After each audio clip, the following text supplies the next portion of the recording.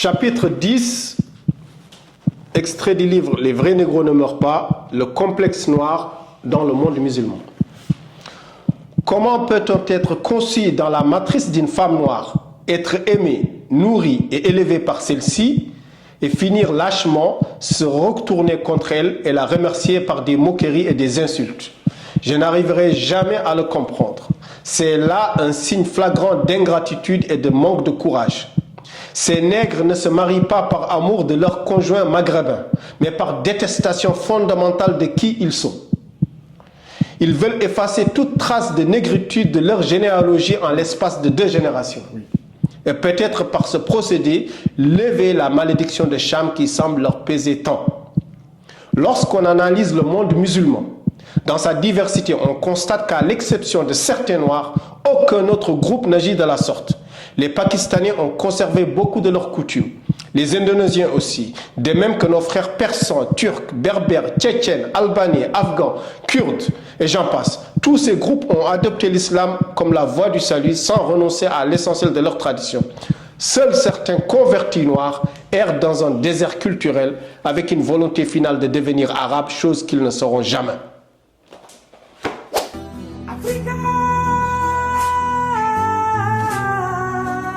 Bonjour Alpha. Voilà, bonjour à vous. Comment tu vas, l'ancien? Ça va, alhamdulillah. Avant toute chose, d'abord, merci pour l'invitation. De rien. Voilà, c'est toujours un honneur pour moi, un plaisir. À chaque fois quand des jeunes frères m'appellent, d'accord, pour venir discuter, débattre, échanger avec eux. Donc, je ne peux pas tout faire, mais en tout cas, j'essaie d'être le plus disponible possible, Inch'Allah, à chaque fois que j'ai le temps, pour venir débattre, échanger avec les jeunes frères. Et c'est vraiment un plaisir. Merci beaucoup. En plus, à l'heure, tu es même venu en avance, on va dire. En tout cas, c'est un plaisir pour moi d'avoir cet entretien avec toi. Parce que tu es vraiment un exemple pour nous. Comme on l'a dit dans la vidéo où on a parlé de toi avec Ibra, nous... on t'a toujours vu comme une personne qui transmet. Donc, c'est bien aussi qu'on te rende cet ascenseur parce que tu n'es pas que un noir du Sénégal ou non. Tu es un grand frère ou un frère pour d'autres dans toute l'Afrique. Voilà, moi je suis congolais, lui il est malien, mais tu vois, il n'y a aucune différence. Non. Donc, parce que nous on t'a écouté. Voilà. Donc, est-ce que tu peux te présenter s'il te plaît pour les personnes qui vont te découvrir dans cette vidéo? Bon.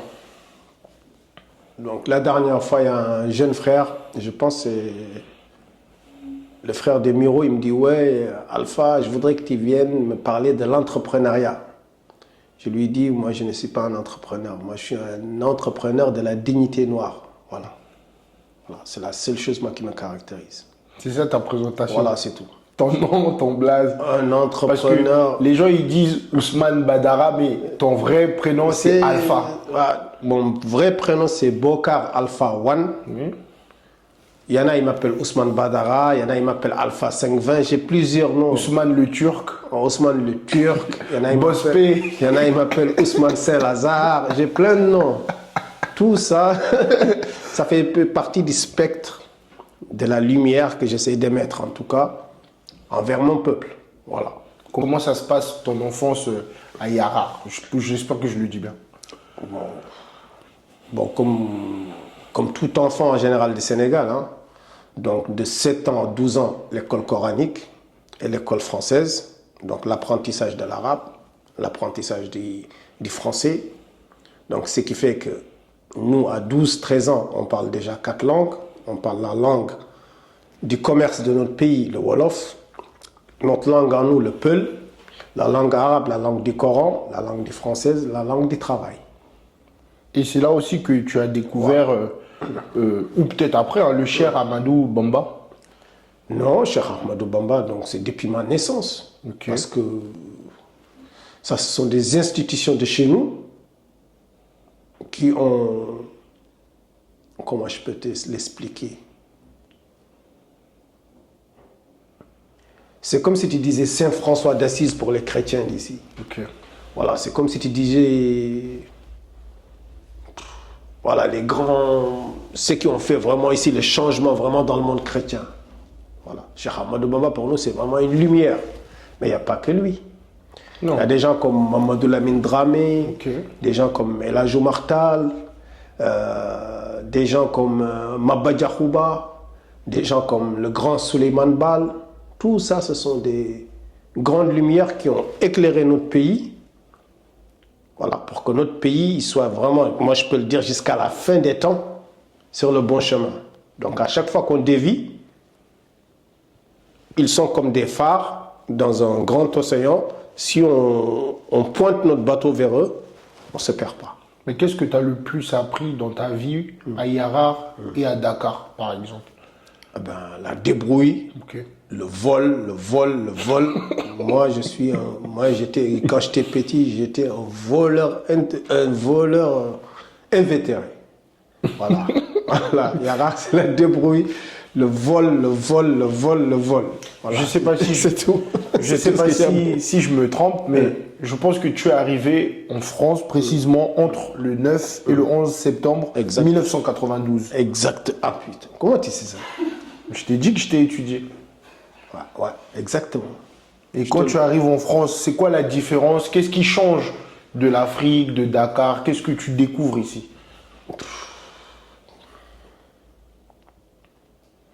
D'abord, moi qui ne pensais jamais voir un blanc pauvre, d'accord. La première chose qui m'a choqué déjà, c'est de voir un blanc qui est dehors. Ok. Que moi j'ai quelque part où habiter et que je vois un blanc, il n'a pas où habiter. Mais pourquoi? Parce que ce sont des siècles d'endoctrinement. Nous, chez nous, quand quelqu'un il a de l'argent, on dit il est comme un toubab, il est comme un blanc. Quand quelqu'un il fait des choses bien, en tout cas dans notre société, la société Wolof sénégalaise, tu fais le blanc. Ça veut dire que tu fais les choses bien. Oui. Quand quelque chose, et on a même réussi aujourd'hui à intégrer l'idée que ce qui est bon, c'est blanc. C'est blanc. Tout ce qui est mauvais, c'est noir. Exactement. C'est ça, c'est le résultat de plusieurs siècles d'endoctrinement. Donc pour moi, est-ce que même un blanc, parfois on se demande, mais est-ce que les blancs, vraiment, excuse-moi, est-ce qu'ils vont aux toilettes parfois? C'est vrai. Ouais. On a toujours vu les blancs comme le maître, comme Voilà. le grand. Voilà. Et on s'est toujours vu en petit, je ne sais même pas pourquoi. Voilà. Mais au-delà de ta carrière, parce que tu as fait du commerce, moi j'ai retenu que tu as commencé à vendre des canettes en France. Ouais, exactement. Bon, tu as fait aussi tes trucs, tu es parti à Reims, Ouais. tu as fait plein de trucs à Paris, tu es revenu. Mais moi, ce qui m'a le plus retenu, au-delà même de ta carrière artistique, ton livre. Je pense que tu voulais l'appeler Impardonnable noirceur, mais tu l'as appelé Les vrais négros ne meurent pas. Ouais. Pourquoi tu as choisi ce titre au lieu de l'autre? Bon, je vais te le dire franchement, Ok. c'est qu'à un instant, je suis rentré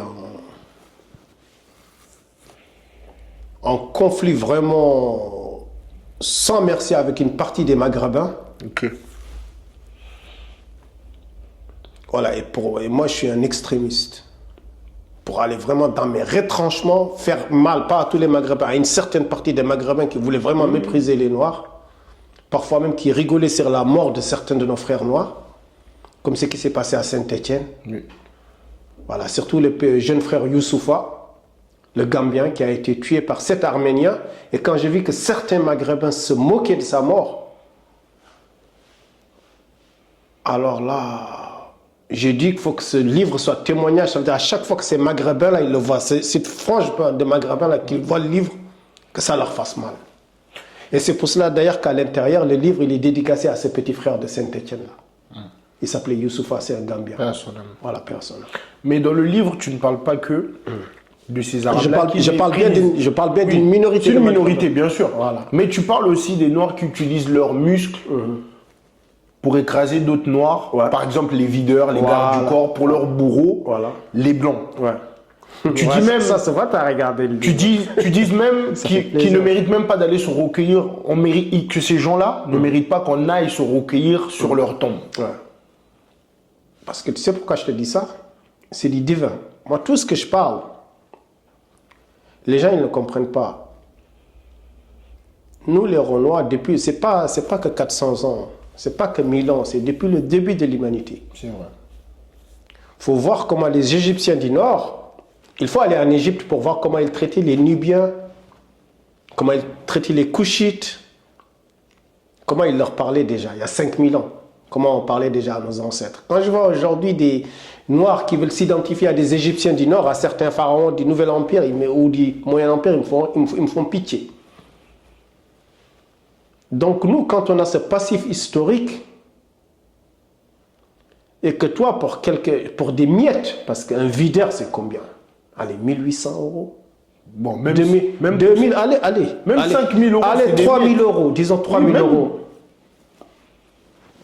Tu veux tuer ton frère, mais est-ce que tu n'as pas les couilles d'aller, excuse-moi le terme, d'aller chez celui qui oppresse ton frère, prendre les 5000 par la force. Mais tu es prêt à tuer ton frère pour ça, pour prouver à l'ennemi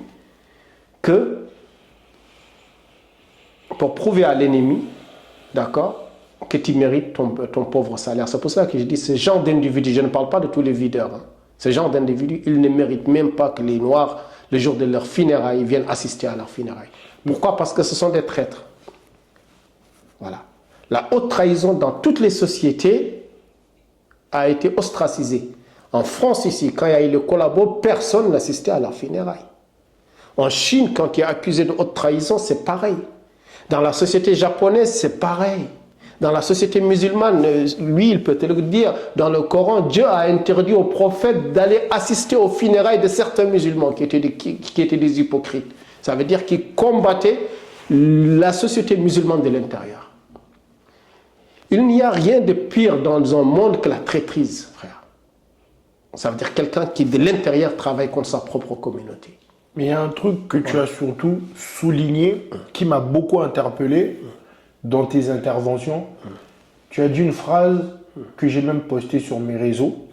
Tu as dit, tu n'aimes pas les gens qui dénoncent ce genre de choses, qui dénoncent au racisme ou que nous les Noirs, on ne nous ouvre pas les portes dans tel endroit.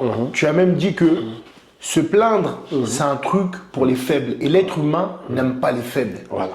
Est-ce que tu peux être plus explicite par rapport à ça? Parce que c'est un truc qui est resté dans mon esprit. Ça fait 3 ou 4 ans que j'ai vu cette vidéo. Eh bien, je ne vais pas dire le rôle d'un peuple conquérant, mais le rôle d'un peuple digne, c'est toujours se remettre en question. Certes, l'autre, il a toujours une part de responsabilité, mais moi, je pars toujours du principe que si quelqu'un il vient cracher dans ta porte, c'est parce que toi, tu lui as laissé l'occasion de le faire. Malheureusement, aujourd'hui, beaucoup de Noirs, ils sont dans le rejet de leurs responsabilités parce que quand tu te remets en cause, ça veut dire que tu dois te retenir. Tu dois prendre les choses sur toi. Tu dois sacrifier un certain confort. Et beaucoup de Noirs ne sont pas capables de ça. Et ça, tant qu'on ne sera pas capable de ça, on n'avancera pas. Donc c'est pour cela que tu vois, beaucoup de Noirs ont de l'argent. Beaucoup de Noirs, ils ont du savoir. Beaucoup de Noirs, ce sont des génies dans le football et dans tous les secteurs d'activité de la vie. C'est vrai. Mais les Noirs, ils n'avancent pas parce qu'il leur manque quelque chose. Prendre sur soi et consentir les sacrifices. Et tout peuple qui n'est pas prêt à ça, il n'avancera pas. Regarde l'état des Chinois. Regarde l'état des Juifs. Ils pleurent beaucoup, mais regarde, ils prennent beaucoup sur eux. Regarde, aujourd'hui, ils déposent plus de brevets que toute l'Afrique réunie. Juste le petit pays d'Israël. Là. Pourquoi Israël, il arrive aujourd'hui à terrasser tous les pays musulmans? À eux tout seuls, ils déposent plus de brevets que tout le monde musulman. Le monde musulman, c'est pratiquement 2 milliards de personnes. Les Juifs dans le monde, ils ne dépassent même pas 25 millions. Même pas. Tu comprends? À un instant, la résilience, ça veut dire prendre sur soi. Prendre sur soi. D'accord? C'est ça qui te donne la force de surmonter toute autre personne extérieure, d'accord? C'est qu'elle veut te faire subir. Et deuxièmement, pour finir encore, ça c'est une règle de vie. Hein. Dans la vie,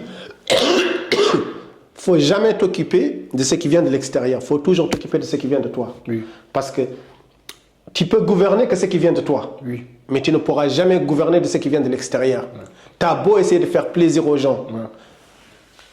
Il y aura toujours des haineux. Tu ne pourras pas contrôler. Voilà, tu ne pourras jamais contrôler. Donc toi, le plus important, c'est de contrôler ce qui provient de toi. C'est ça le plus important. Donc ça ne sert à rien de crier au racisme. Dire, ouais, les gens, vous êtes racistes. Voilà. Dans ta présentation, j'ai oublié de préciser un truc. Tu as écrit un livre. Tu as fait un film que j'ai vu moi-même, African Gangster.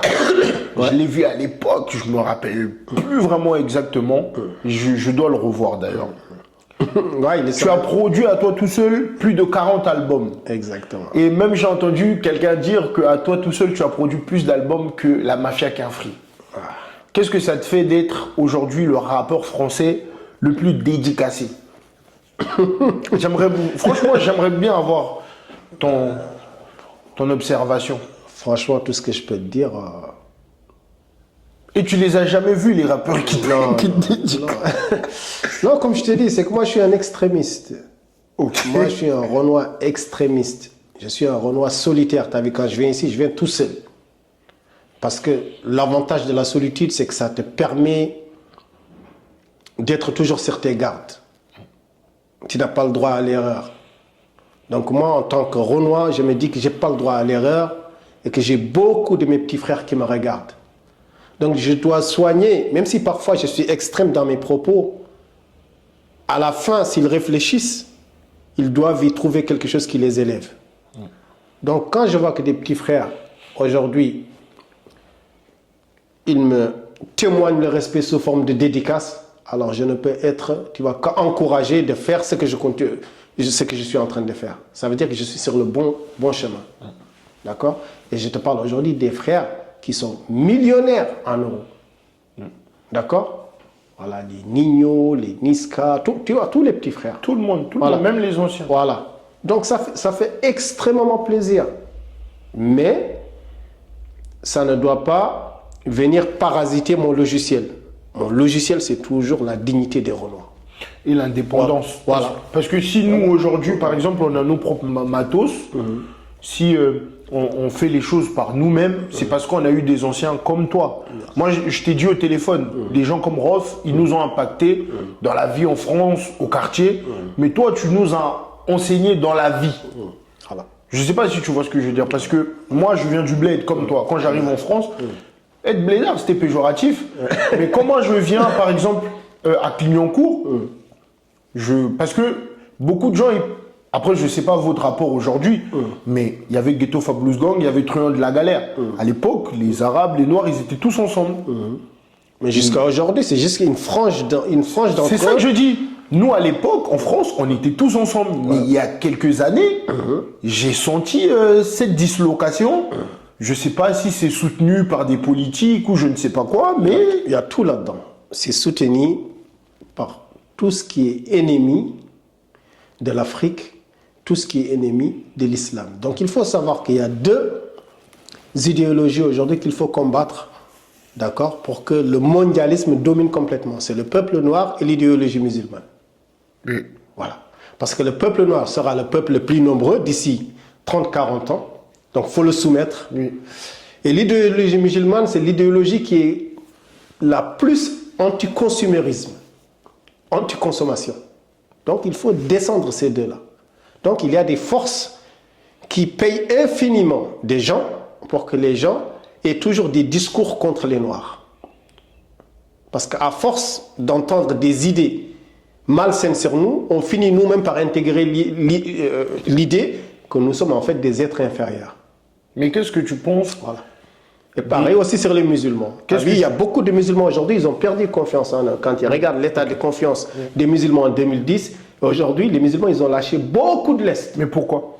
Mais parce qu'ils ont cédé à la littérature. Ok. La littérature islamophobe, parce que ces 10-15 dernières années, il y a des musulmans inconsciemment, ils ont cédé. Okay. Aujourd'hui, on fait des MMA en Arabie Saoudite, on prend des selfies devant la Mecque. C'est pas fait pour ça. Et on dit, on jure Wallah. Voilà, on jure Wallah tous les jours. Avant, il n'y avait pas ça. Aujourd'hui, il y a des gens qui vendent des stupéfiants à l'intérieur de la mosquée. Ouais. Aujourd'hui, dans les mosquées, sous les tapis, il y a des gens qui cachent du shit pour le vendre. Ouais. C'est pour te dire jusqu'à aujourd'hui, le capitalisme a complètement bousillé l'esprit de certains musulmans qui ont été embarqués, alors qu'avant, normalement, c'est une religion de vaillants, de résistants. Avant de parler des Arabes, qu'est-ce que tu penses des jeunes frères aujourd'hui dans le rap noir qui disent que les femmes noires, c'est pas leur genre de femmes? Pourtant, c'est des noirs. J'aimerais bien avoir ton avis sur ça. Tu peux me passer le sac là, je vais te lire un passage du livre. Hein, bien sûr. Parce que comme ça je l'ai dit, voilà. Oui, parce que ça je pense que c'est vraiment incroyable ça. Il y a des noirs que j'ai vu dire dans des vidéos, les femmes noires c'est pas mon genre. S'il y a une chose vraiment frère qui me fait le plus mal, après le mot Allah là qu'on utilise, c'est ça. Si tu peux juste aussi après... si tu peux me permettre de le lire, donc ça c'est dans mon livre, Le complexe noir, le monde musulman. Parce que c'est plus en plus des musulmans noirs qui le disent. Hein. Ok. Oui, c'est vrai. Je ne vais pas citer les noms de ces rappeurs parce que je ne les écoute pas. Chapitre 10, extrait du livre Les vrais négros ne meurent pas, le complexe noir dans le monde musulman. Comment peut-on être conçu dans la matrice d'une femme noire, être aimé, nourri et élevé par celle-ci et finir lâchement, se retourner contre elle et la remercier par des moqueries et des insultes? Je n'arriverai jamais à le comprendre. C'est là un signe flagrant d'ingratitude et de manque de courage. Ces nègres ne se marient pas par amour de leur conjoint maghrébin, mais par détestation fondamentale de qui ils sont.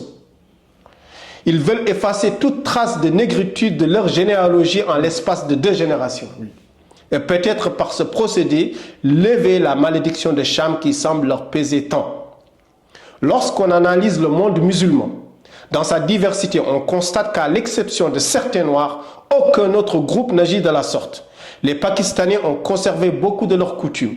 Les Indonésiens aussi, de même que nos frères persans, turcs, berbères, tchétchènes, albanais, afghans, kurdes, et j'en passe. Tous ces groupes ont adopté l'islam comme la voie du salut sans renoncer à l'essentiel de leur tradition.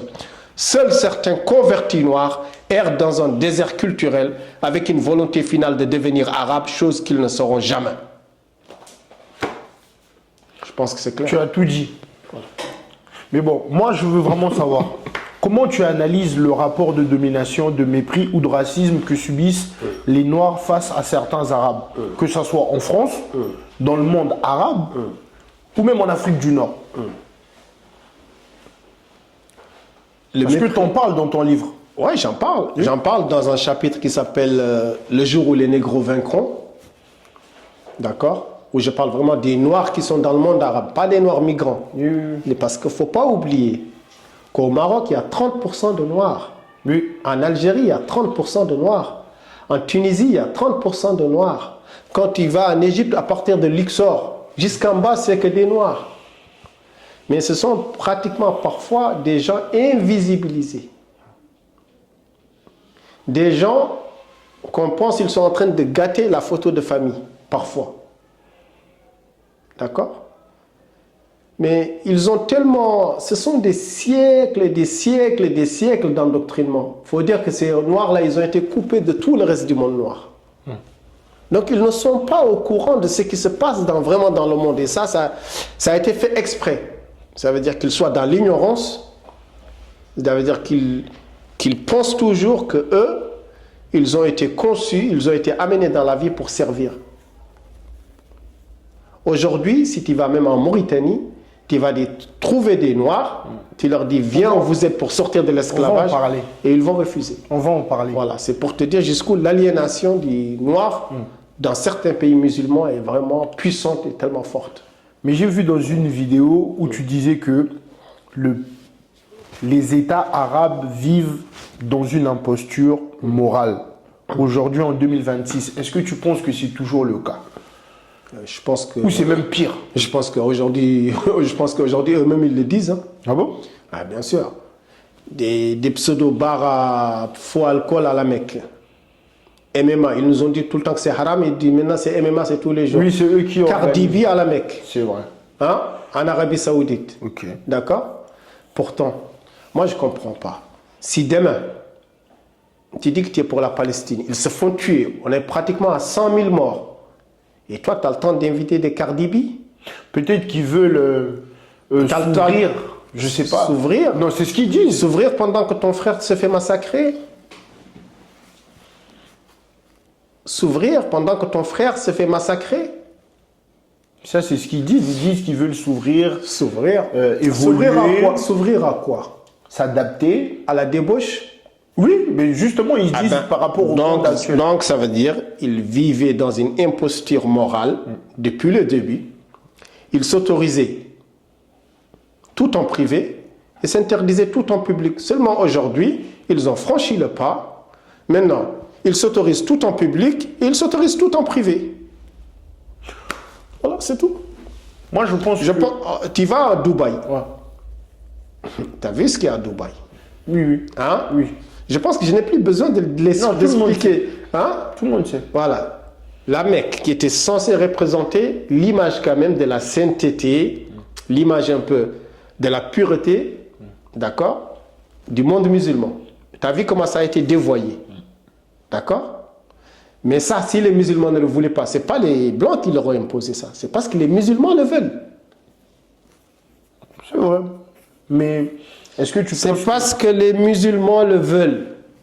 Mais tu penses que c'est important que nous, les Noirs musulmans, par exemple, je dis nous, je dis les Noirs musulmans, est-ce que tu penses que c'est important pour eux d'avoir leur propre centre religieux, au lieu de se mélanger tout le temps avec les gens qui méprisent leur race ou leurs frères? Moi, déjà, je vais te dire une chose. Peu importe ce dont en quoi tu crois. Moi, je crois que la dignité de l'homme, c'est une injonction divine. Oui. Donc, si tu es noir, négliger la dignité des noirs et dire que tu vas aller prier à la mosquée, ça, c'est une hérésie. Parce que Dieu, il dit dans le Coran, « Walaqad karramna beni Adam » Certes, nous avons anobli le fils d'Adam. Ça veut dire que toi, tu es un noble. Le frère, là, c'est un noble. Ça veut dire que sa dignité, elle est non questionnable. Elle est non négociable. Mais si toi, tu acceptes qu'on t'insulte de carlouche, tu acceptes qu'on te marche dessus, d'accord, parfois même qu'on viole ta femme devant toi, qu'on confisque ton passeport pour avoir 200-300 euros, et tu continues à dire Allah, Allah, Allah, moi je crois que tu ne crois pas à Allah. Je crois que ton cœur, il a tellement été rouillé que tu as privilégié l'argent à Allah.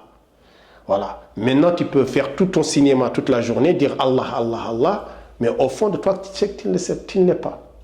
Il y a une théorie ou encore... Je vais encore te donner un exemple. Ouais. Tu te rappelles l'Empire romain? Oui. L'Empire romain. Pourquoi le christianisme s'est imposé sur l'Empire romain? Parce que les premiers chrétiens, on lui disait, tu renonces au christianisme, parce que les Romains, c'est des païens. Oui, oui. Il disait aux premiers chrétiens, tu renonces au christianisme ou on te tue. La femme dit, non, on te tue toi et ton enfant. Eh bien, tue-moi, moi et mon enfant. Il y avait des gens, des chrétiens. On mettait ici, on prenait un grand plateau de fer, on le chauffait vraiment à 1000 degrés ou 2000 degrés. Tu renonces au christianisme ou on te met là-dedans? Je renonce pas. On les mettait là-dedans. Est-ce que tu sais que ces chrétiens-là, ils ont été mentionnés dans le Coran. Leur courage, leur résilience. C'est ça la foi en Dieu. C'est à partir de là, 200, 300 ans après, que l'Empire romain est devenu chrétien. Parce qu'ils ont vu la résistance, la résilience des premiers chrétiens. C'est après que le christianisme il a été galvaudé, il a été dévoyé. Quand les Romains ils ont vu que la religion n'arrivait plus à faire émerger leur société, ils ont changé avec Constantin et Théodose le Grand, ils ont changé, ils sont allés vers le christianisme. Parce qu'ils ont vu que c'était une religion de vaillants. Je ne sais pas si tu comprends.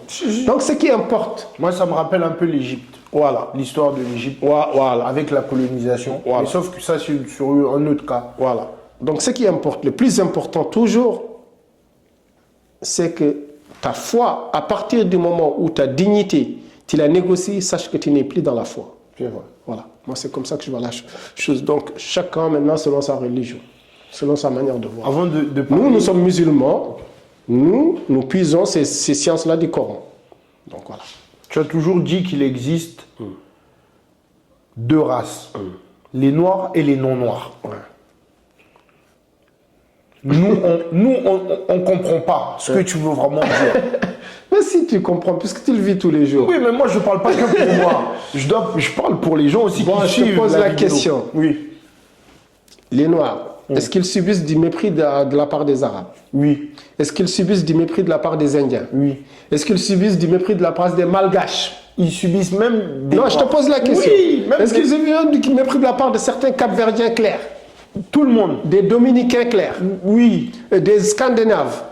Guadeloupe, Des Maltais? Antilles, tout ce que tu veux. D'accord? Donc ça veut dire qu'il n'y a que deux races. Pourquoi cette race-là, toute la haine s'est cristallisée sur elle?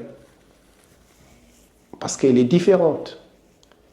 Voilà. C'est comme dans l'informatique, il n'y a que le 0, il y a le 1. Il n'y a que le jour et la nuit. Il n'y a pas l'entremédiaire. Tant que les Noirs ne vont pas intégrer cette idée-là, que jusqu'à la fin des temps, ils seront dans cette dualité, il y a des choses qu'ils ne pourront pas comprendre. Donc il y en a, ils vont se cacher derrière le métissage, il y en a, ils vont se cacher derrière.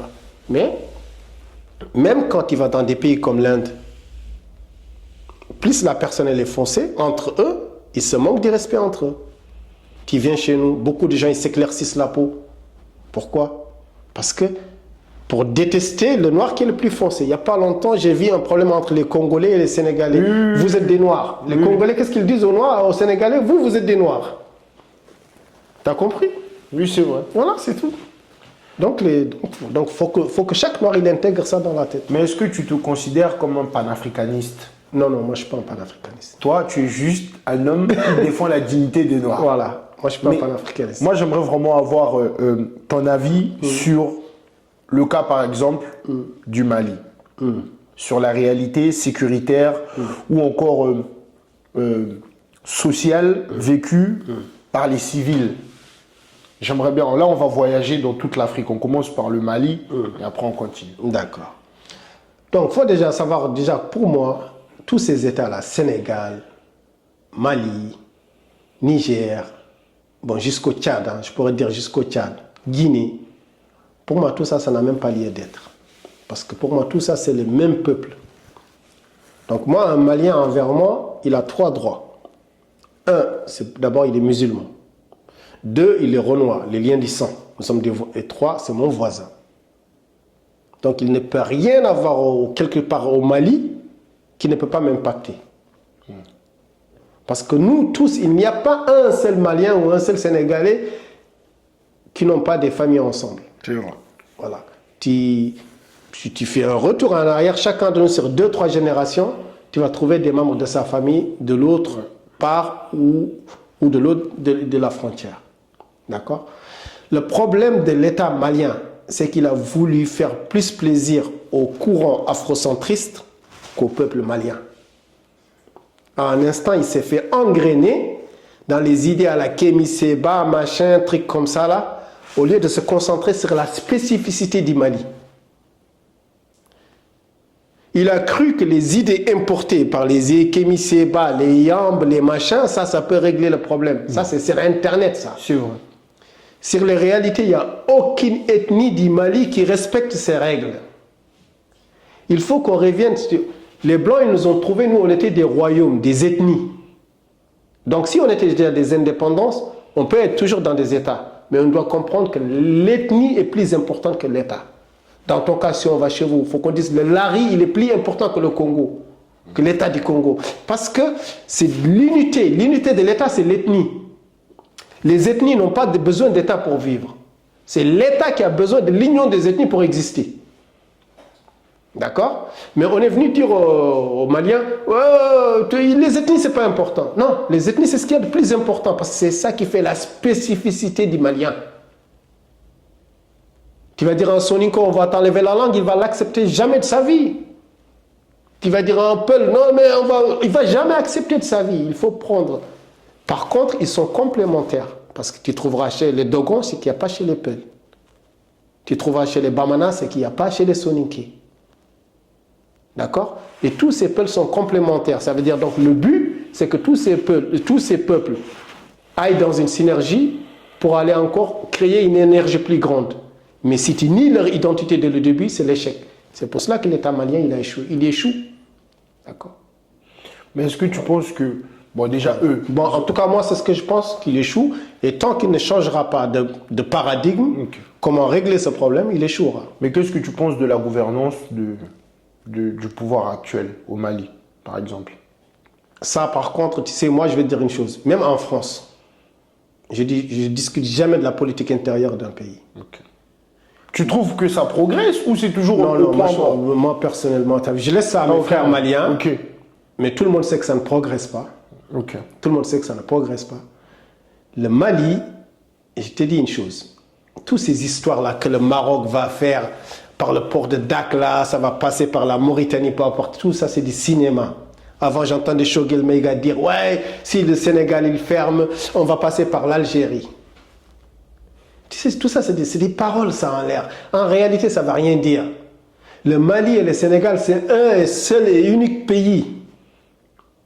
Le Sénégal n'a aucun intérêt à ne pas mettre sa façade maritime au service du Mali.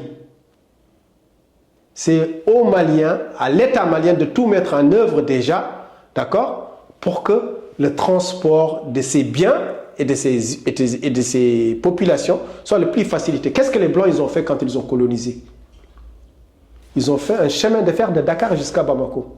Mais c'est depuis qu'on a eu l'indépendance, on l'a coupé. Ridicule. Jusqu'à maintenant, il est là le chemin de fer. Il demande juste d'être, comment il s'appelle, rénové. Il est là. Oui. Comment il nous appelait? Le Soudan. Le Soudan. Là, ça veut dire quoi le Soudan? La terre des Noirs. Le Soudan occidental, c'est le Mali. Sénégal. Le Soudan oriental, c'est le Soudan aujourd'hui là dont on parle. Oui, oui. D'accord? Voilà. Donc le Mali, il doit tout faire. Je ne sais pas les liens avec la Côte d'Ivoire, mais la Guinée et le Sénégal, le Mali doit faire en sorte que leurs relations soient très fluides. Fluides. Parce que c'est sa situation géographique qui l'exige. Voilà. Tu ne verras jamais la Suisse se prendre la tête avec la France. Jamais. Parce qu'ils sont enclavés, ils ont besoin. Voilà, c'est tout. Justement, Monsieur Lasconi, respectueusement, je le dis, et lui, il a même dit que nous, les Africains, on doit se déplacer dans l'Afrique sans les histoires de visa, sans passer par la case consulat. Voilà. Et justement, c'est ça. Absolument ce que tu es en train de dire, ça m'a rappelé cette vidéo. Il était assis là, il y a quelques semaines, sur ta... Eh ben, je vais aller encore dans ton sens plus. Regarde, l'Union européenne, par exemple, l'Albanie, elle ne fait pas partie de l'Union européenne. Mais le fait juste, toi, que tu sois dans l'Union européenne, tu peux aller en Albanie sans visa. Elle ne fait pas partie de l'Union européenne. Nous, toi, pour aller en Égypte, si tu es africain, tu as besoin d'un visa. Mais si tu es arabe, tu n'as pas besoin de visa. Si tu es européen, tu n'as pas besoin de visa. Afrique du Sud, pareil. Si tu es américain, tu es israélien, tu n'as pas besoin de visa. Mais si tu es renois, tu as besoin de visa. Et ce sont ces gens qui passent leur vie à dire qu'ils sont des panafricains, qu'ils sont pour la dignité des Noirs. Et en réalité, ils ne devraient, tout noir, ils devraient circuler librement dans tout le continent. Et je trouve ça même... J'ai dit tout noir, excuse-moi, je me suis trompé. Tout africain. Tout africain. Ok. C'est parce que les Berbères, tout ça, c'est des Africains. Ok. Ça veut dire, il devrait y avoir, je dirais peut-être un TGV ou un chemin de fer ou une autoroute qui va d'Alger jusqu'à Johannesburg. D'accord? Et comme ça, de Dakar jusqu'à Nairobi. Parce que les Européens l'ont compris. Les Européens l'ont compris. Regarde aujourd'hui, le Portugal, c'est combien? C'est combien leur PIB? À peu près 200 millions. La France, c'est 2000, ça veut dire 2000 milliards de PIB. Mais la France, ils ne se disent pas, ouais, parce que le Portugal il est moins gros, on va fermer la frontière. Il n'y a que les Africains qui font ça. Voilà. Il n'y a que les Africains qui font ça. Dès qu'il y a un petit peu de pétrole, on va fermer. Tu as vu la dernière fois les Gabonais, comment ils traitaient les Béninois? Ouais, c'était dommage. T'as vu? On en a parlé. Voilà, tu as vu? Oui. Parce que dès que l'Africain il a trouvé juste un tout petit peu de cobalt ou un tout petit peu un minerai rare. Ah! Par contre, les Européens, ils vont venir, ils vont rentrer sans visa. Mais Voilà. Donc je rejoins vraiment le grand frère Lasconi vraiment là-dessus. Voilà. j'aimerais aussi avoir ton avis sur le cas de la RDC. Ce qui se passe à l'Est avec les confrontations, la merde que... Parce qu'on doit le nommer, hein. Moi je pense que Kagame il fout la merde. Parce qu'il y a des gens qui sont tués, il y a des femmes qui sont violées, même des enfants. Et Kagame, il dit que c'est un panafricaniste, mais un panafricaniste qui tue, qui viole ses frères, qui alimente les rebelles. T'es pas un panafricaniste en fait. Mon ami, le problème de l'Afrique, c'est le panafricanisme. Voilà. Il faut qu'on enlève ces histoires de panafricanisme-là, on remplace ça par la dignité de l'homme noir. Il faut que ce soit comme une seconde religion. Tu as le droit de croire en n'importe quel Dieu que tu veux, mais aussi tu dois mettre la dignité de l'homme noir sacré. Okay. Voilà. Tant que les Africains ne vont pas intégrer ça dans leur tête, c'est comme une seconde religion. Je l'ai expliqué aussi dans... S'il te plaît, remets-le-moi, je vais te lire. Je peux te le relire là? Bien sûr, Voilà. on a le temps. Voilà. Donc je te le lis. Okay. 3 choses devront être présentes à chaque instant dans la tête de tout noir. L'importance et la singularité du peuple noir, l'importance de la terre des Noirs, l'Afrique, et pour finir, l'importance de la loi noire. Qu'est-ce que la loi noire? Qui revient à unir, protéger et défendre la dignité de notre peuple ainsi que l'intégrité de sa terre. Et cette loi doit être strictement respectée et observée telle une seconde religion. Car tout ce qui est noir est vu comme mauvais par les hommes, car mal éclairé ou malveillant pour la plupart d'entre eux. On en a parlé. Voilà. Okay. Attends, Même là, il y a un truc. Oui. Donc, qu'est-ce que tu penses de ce qui se passe en RDC précisément? Bon, comme je t'ai dit, moi, je ne mets jamais la responsabilité sur Kagame ou comme je dis au Mali, c'est ce qui se passe, c'est de notre faute. C'est ce qui se passe en RDC, c'est de leur faute. Je suis d'accord. Tu sais, même si Kagame, il fout la merde aussi. Peu importe, parce que c'est pas comme je t'ai dit, toi tu ne peux pas contrôler Kagame. Tu peux que te contrôler. Mais tu peux contrôler les forces de la RDC qui vous sont propres. Tu sais, à un instant, il y a ce qu'on appelle la révolution verte au Maroc. Quand ils ont eu le problème avec le Sahara, qu'est-ce que le roi du Maroc il a fait? Il a pris au minimum 500 000 personnes avec lui. Aujourd'hui, nous allons occuper notre terre. C'est fini. Si demain, 5 millions de Congolais, ils font une marche pour aller occuper le Congo de l'Est, c'est fini. Oui. Et c'est exactement aussi ce que M. Lasconi voilà, si demain, il a suggéré. Si demain, 2 millions de Maliens, ils se lèvent pour aller occuper le Nord, l'histoire elle est... Est-ce que tu penses que les Congolais est-ce qu'ils veulent Est-ce que tu penses que les Congolais sont distraits par la musique, des trucs comme ça? Parce que je te l'ai dit au téléphone. Moi, je le pense que les Congolais sont plus concentrés sur des histoires comme la musique. Voilà. Si tu entends un Congolais qui va jouer, par exemple, à Paris, dans un stade ou autre, les Congolais sont vraiment impliqués. Mais quand il y a un truc, par exemple, ils vont en parler quelques jours et après, ils vont passer à autre chose, rebelote. Déjà, ce qui n'est pas normal, c'est que, tu vois, la dernière fois, j'ai regardé un reportage sur la RDC, ça s'appelait les routes de l'impossible. Un camion, pour faire 600 km, il fait 12 jours. 12 jours. Ils amènent un prêtre pour bénir le camion. Un camion n'a pas besoin de la bénédiction d'un imam ou d'un prêtre. Un camion, ce qu'il a besoin, c'est d'un bon chauffeur et des bonnes routes. Il ne faut pas faire rentrer la religion là où elle n'a pas sa place. Ça veut dire ça veut dire par paresse intellectuelle de ce qu'on doit faire, le Congo ça veut dire l'État le plus riche du monde sur le papier. Hein. Oui. Sur le papier, c'est l'État le plus riche du monde. Voilà. Le Congo devrait être comme la Russie. Même mieux, même. Voilà. Le Congo devrait être comme la Russie. Ça veut dire un Congolais, il veut se déplacer à 2000 km, il devrait le faire aujourd'hui en 2-3 heures. Comme si c'était Paris-Lisbonne. D'accord?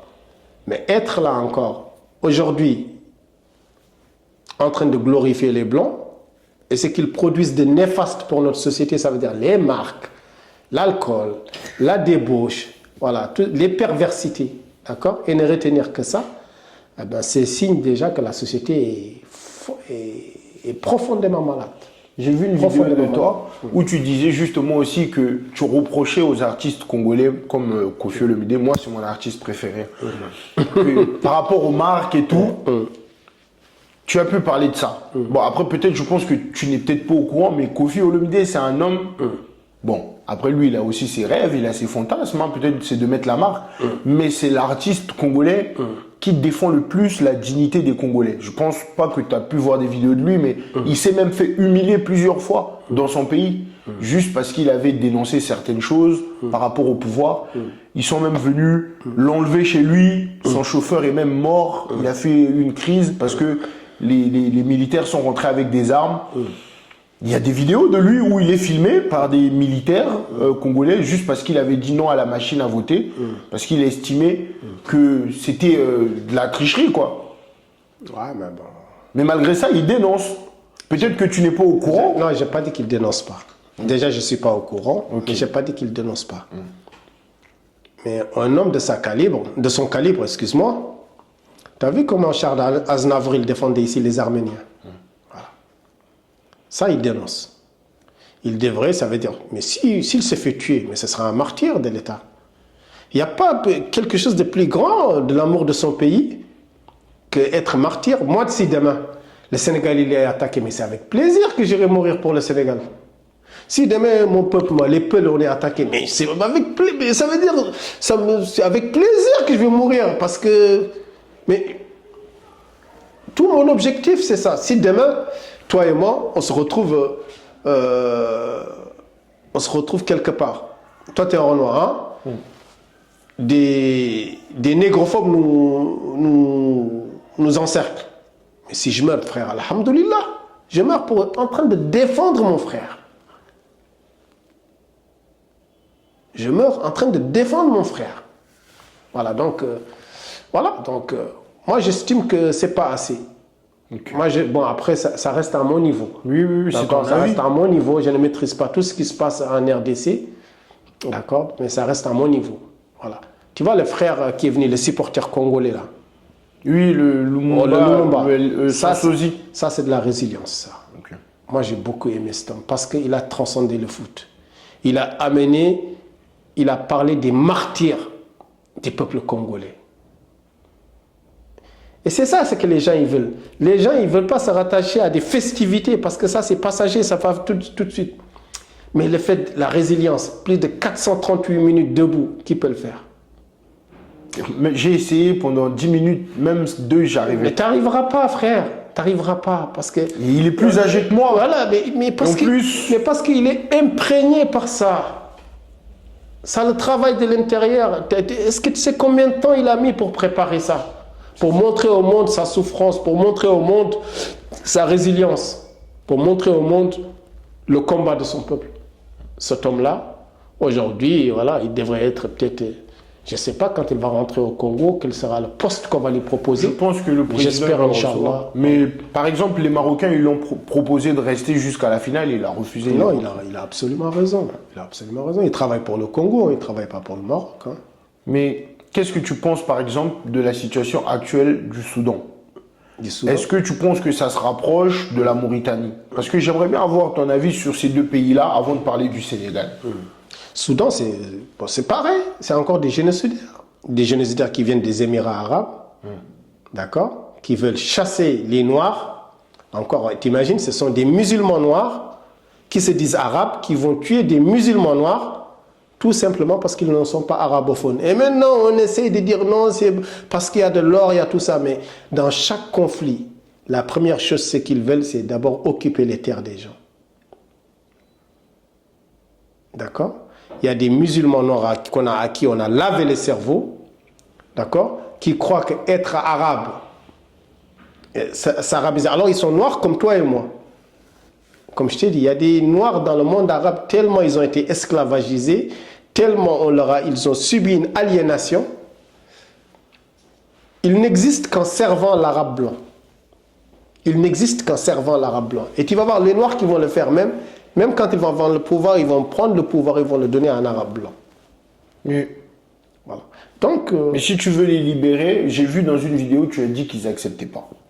Bien sûr. Ils vont même s'en prendre à toi. Hein? Ouais, c'est ce que je t'ai dit. C'est ce que je t'ai dit. Eh ben, donc tu vois le nombre de morts. Ils tuent, ils se vantent. La dernière fois, j'ai regardé des vidéos, il y en a, ils se vantent d'avoir tué plus de 170 personnes. Des jeunes, ils se vantent, j'ai tué 75 personnes, j'ai dit 75 noirs. On dirait que lui, c'est pas un noir. Parce que, et le soir, il va reporter tout ça à son maître arabe, blanc, qui est là-bas à Dubaï ou aux Émirats arabes. Voilà ce que j'ai tué pour toi. On va les payer des clopinettes. Voilà. Donc tout ça, tu as vu, tout ça, ça puise ses racines dans le manque de respect de soi. Dans le manque d'amour de soi. C'est ce que je t'ai dit. Le monde n'est que deux. Les noirs et les non-noirs. Voilà. Les noirs et les non-noirs. Tout noir qui va combattre pour les non-noirs contre son propre peuple, je te le jure, que ce soit au nom de la religion, tout ça, il est dans le faux. Il est dans le faux. Mais en tant que Sénégalais, qu'est-ce que tu penses du pouvoir actuel entre le président Diomaye Faye et le Premier ministre Ousmane Sonko? Je veux aussi avoir ton avis sur ça. Ah d'accord, ça c'est un long sujet. Hein. Oui, j'aimerais bien. C'est des zéros quoi. Zéro. Oh, c'est des zéros. Mais Macky Sall, tu disais aussi la même chose. C'est des zéros, c'est des zéros. Eux là, ils sont pires que Macky Sall. Non, ils connaissent rien, ils n'ont pas de courage. Voilà. Ah frère, j'ai même pas envie de les... C'est vrai? Non, ça c'est franchement, même zéro même, c'est grand. C'est peut-être des... Parce que, bon, vous connaissez, hein, quand tu as fait l'école, il y a des chiffres négatifs là, en dessous de zéro. Je peux même pas leur donner une note, ces gens-là. Pourquoi? Qui connaissent rien, ça veut dire c'est le néant, c'est le vide. Et ça m'énerve même d'en parler. Mais on est obligé de... On ne peut pas parler de tous les pays sans parler du Sénégal quand même. Parce que le Sénégal, il y a une richesse culturelle. Moi, j'ai toujours aimé, dans le sens où le Sénégal, c'est l'un des pays où il y a une diversité. Et je pense que c'est à cause de ça aussi que peu importe où un Sénégalais il arrive à se débrouiller. Parce que déjà dans le pays, tu sais, moi j'ai toujours dit, hein, nous les Noirs, on est divisés à tous les secteurs. Je l'ai dit dans la vidéo que tu as suivie. Tu vois. Mais vous avez cette chance où dans votre pays, déjà vous avez des musulmans, vous avez des chrétiens. Il y a déjà le vivre ensemble. Non, c'est l'un des pays les plus tolérants. Au monde même, je peux te le dire. Si tu vois comment les chrétiens ils sont traités chez nous, même les musulmans ne sont pas aussi bien traités. Mais ce n'est pas à cause de ce gouvernement. Ça, c'est dans l'esprit des Sénégalais. C'est l'histoire depuis longtemps. C'est une terre de bienveillance, c'est une terre de tolérance. Toi, tu me parles de la... Ça, c'est le peuple. Toi, tu me parles des nouveaux, là, qui sont... Non, mais moi, là, j'ai parlé de l'historique. Le Sénégal, c'est un peuple qui... Il y a la diversité, ça crée quelque chose déjà dans le pays. C'est un avance. C'est pour ça que déjà, les présidents chez vous, ils respectent les mandats. Voilà. Ça, déjà, c'est quelque chose qui ne se fait pas en Afrique. Je ne connais pas un pays, peut-être si on a un deuxième, où les présidents respectent les mandats. Au Sénégal, on respecte ça. Et il y a aussi le vivre ensemble entre différentes religions. Ça, c'est un truc qui est déjà difficile dans certains pays. Pour ça que je félicite beaucoup les Sénégalais par rapport à ça, parce que j'ai beaucoup de frères ou amis qui vont étudier au Sénégal et qui reviennent au Congo. Ouais, mais même, comme tu dis, moi je suis d'accord, hein, mais peut-être que là on a fait une erreur. Bon, Dieu nous éprouve pendant 5 ans, jusqu'en 2029 on verra, mais là on est... Après, mais peut-être que ça sera Sonko qui va prendre après. Non, Sonko, c'est pire. Voilà. C'est pire que Macky Sall. Si tu me demandes mon avis, il n'arrive même pas à un crachat de Macky Sall.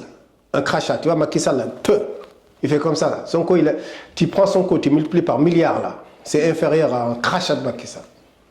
Pourtant, Macky Sall, pour moi, c'est un président lâche. Ça veut dire, il a travaillé, hein. Il a fait beaucoup.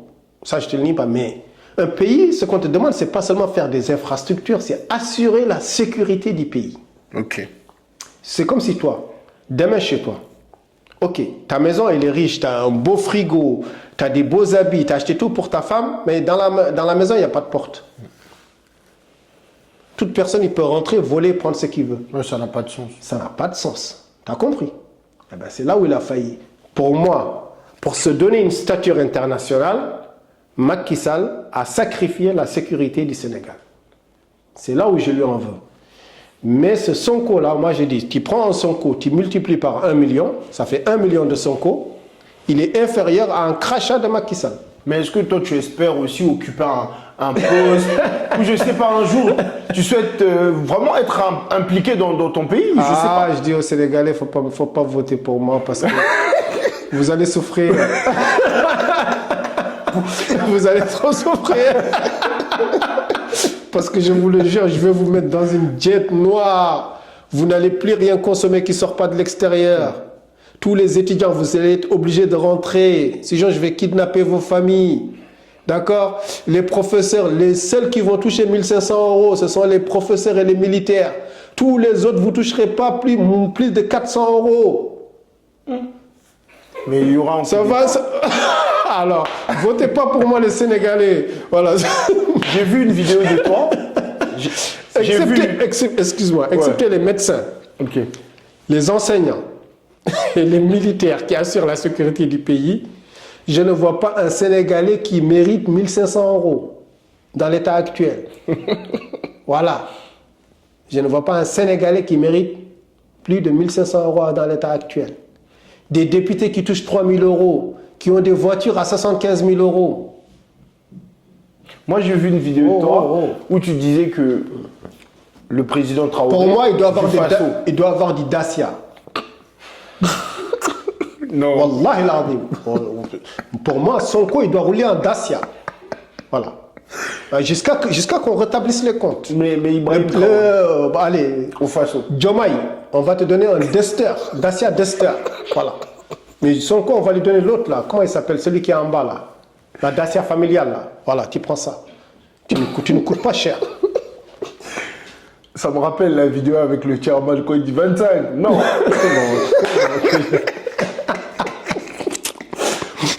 J'ai vu une vidéo de toi où tu dis que Ibrahim Traoré, s'il n'implique pas l'islam, si je ne me trompe pas, ou la religion dans sa politique, ça ne va pas marcher. J'ai vu que ça a fait un scandale.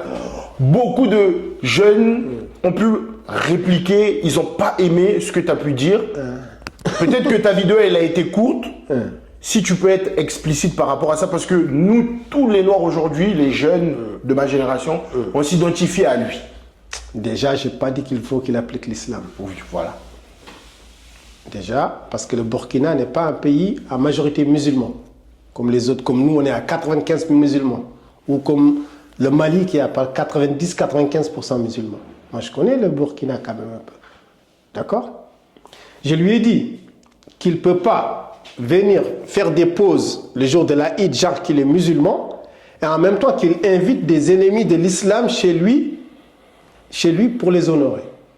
Donc, c'est soit il abandonne l'islam, il va avec eux, mais il ne peut pas dire qu'il est musulman et en même temps inviter les ennemis de l'islam pour l'aider à combattre l'islam dans son pays. C'est tout. Il faut être cohérent. Si moi, demain, tu me vois avec quelqu'un qui combat la dignité des Noirs, tu vas te poser des questions. Bien sûr. Tu vas te poser des questions, frère. Voilà, le programme, c'est la dignité des Noirs. Rien n'est plus important que le programme.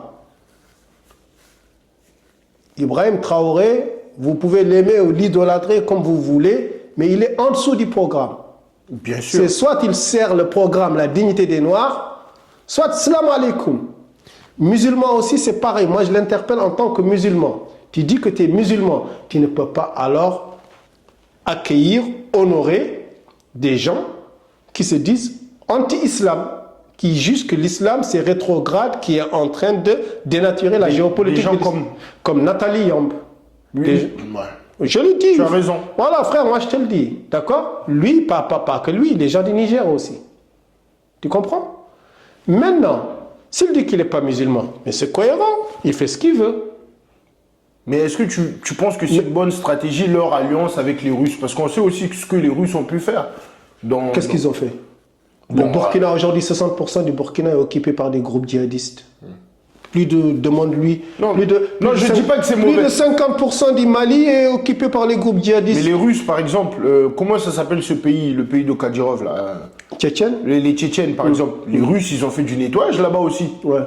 Voilà. Non, moi c'est mon avis. Et Pourquoi les Tchétchènes, je ils ont pense fait- pas que les Noirs sont plus à l'aise en Russie qu'ici, par exemple. Voilà. Voilà. Là-bas aussi, on nous méprise. Tu crois qu'ils sont contents d'être sous la coupole des Russes, les Tchétchènes, les Dagestanais, les Ingouches, tu crois qu'ils sont contents? Si tu savais, tu sais que... Est-ce que tu sais qu'il y avait des Algériens, des musulmans du monde entier qui allaient aider les Tchétchènes pour combattre les Russes? Si, chaud, ça je... Voilà. Ibrahim Traoré, il doit faire confiance au peuple burkinabé, et rien que le peuple burkinabé. Et africain. Voilà. Même le peuple burkinabé peut résoudre ce problème. Pareil pour Assimi Goïta, il doit faire pareil. Faire seulement parce qu'ils ont déjà introduit le loup dans la bergerie. Ils avaient déjà... Allez voir mes interviews dans Sinox. Moi déjà, j'étais contre l'intervention française au Mali en 2013. J'ai vu. Les gens, ils ne se rappellent pas. Tout le monde était content. Moi, je dis, vous avez fait une erreur fatale d'avoir invité la France de vous débarrasser de ces gens. 2013, tout le monde était content. Oh, le Mali, je dis, Mali n'est pas libéré. C'est aujourd'hui qu'il s'est enfoncé. Parce que ce n'est pas votre victoire, c'est la victoire de la France. Quand tu invites un pays comme la France, mais il a accès à toutes tes données géostratégiques. Pareil pour les Russes, il faut que tu leur donnes le plan du pays, les points faibles. Mais attends, donc tu as introduit le loup dans la bergerie. Moi, j'ai ni confiance aux Américains, ni aux... Voilà. En tant que Noirs, nous ne devons faire confiance qu'en nous-mêmes. Maintenant, si on se bat contre un pays en dehors de l'Afrique, on peut faire des alliances. Voilà. Je ne sais pas si tu comprends. Bien sûr. Mais à l'intérieur de l'Afrique, on ne devrait tolérer aucun étranger s'immiscer dans nos affaires internes. Parce que, comme j'ai dit, hein, que ce soit les Russes, les Américains, dans leur pays, ils nous méprisent. Voilà. Mais c'est même pas qu'ils nous méprisent, c'est parce qu'aujourd'hui, la donne mondiale, tout le monde a des visées sur l'Afrique. Tu sais, moi, leur mépris, moi, je m'en fous, frère. Parce que toi, tu peux vivre sans leur mépris. Bien sûr. Mais l'objectif aujourd'hui de tout le reste du monde, c'est occuper l'Afrique. 60% des terres cultivables du monde. Une main-d'œuvre abordable. Le soleil toute l'année, ça veut dire l'énergie toute l'année. Les minéraux à ne pas en finir. Hein? La pluie à ne pas en finir. Tous les continents, tous les pays, aujourd'hui veulent occuper l'Afrique. Il y aura une recolonisation bientôt. Ça commence. Qu'est-ce que tu crois? Quand la Russie, elle prend la Crimée,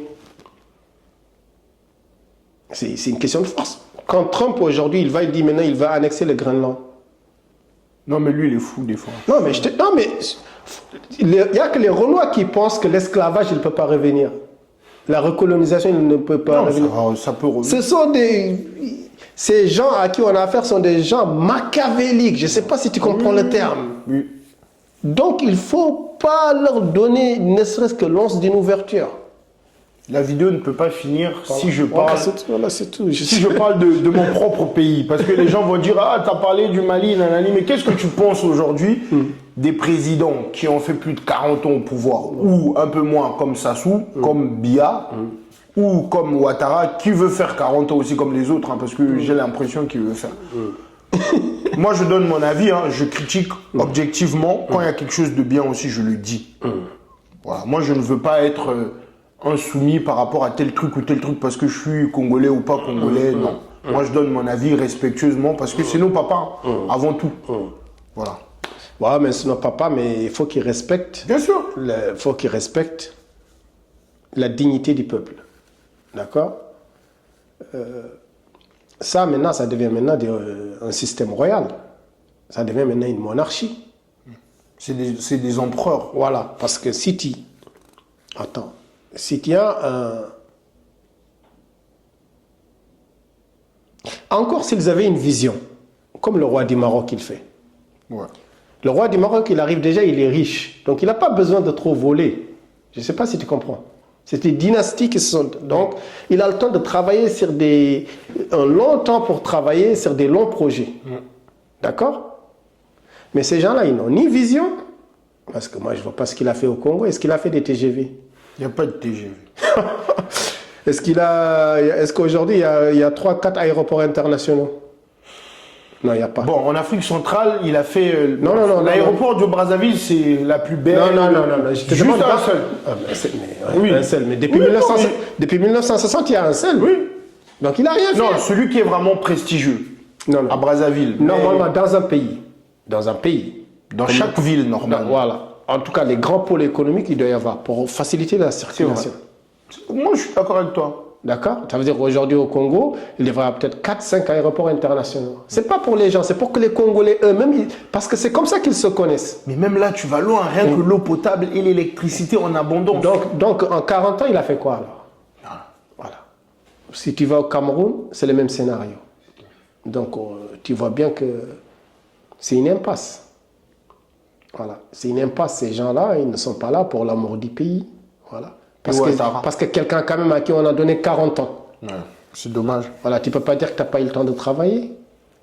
40 ans. Il y a des présidents, en l'espace de 10-15 ans, ils ont changé complètement le visage de leur pays. Bien sûr. Voilà, et toi, on t'a donné 40 ans, pratiquement 3 fois plus de temps. Et des villes comme Dubaï, ça s'est construit en 30 ans. Voilà. Je pense que nous, on venait de naître. Cette ville, elle a grandi avec nous. Voilà. Elle a notre âge à peu près. Mais...